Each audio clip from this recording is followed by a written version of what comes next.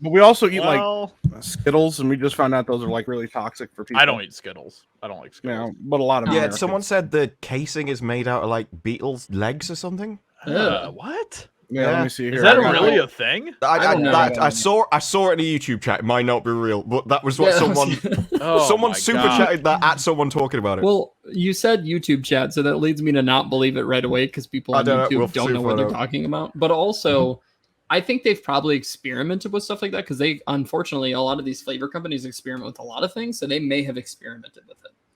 So they found out. Okay, yeah. Are Skittles unfit for human consumption? A lawsuit says yes.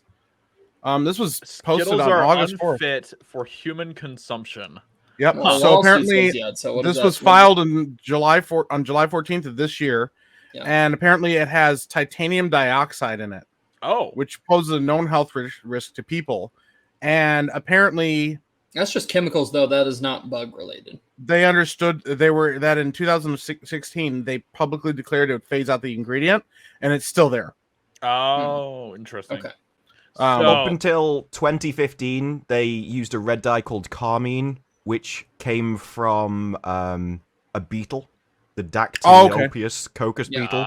And then there's also shellac, which is a wax secreted by a lac insect.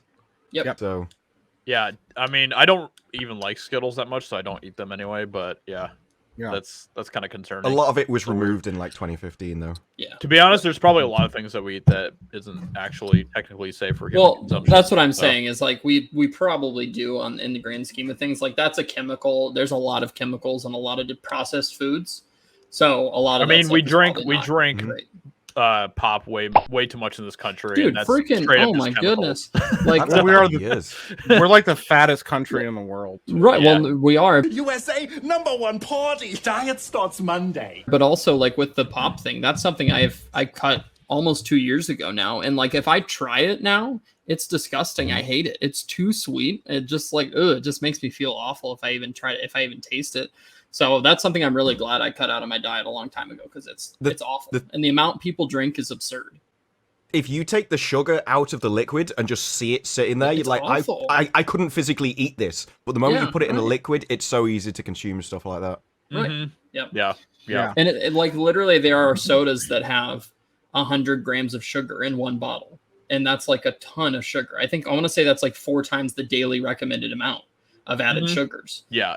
Which is just absurd. And then if you think about how much we drink that on a daily basis, there's people that consume 3, 4, 5 sodas a day. Mm-hmm. Like not only is it going to rot their teeth, but just that sheer amount of sugar is just so bad for you.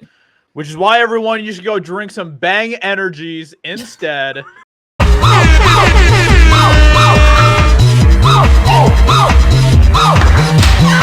It was unbelievably painful.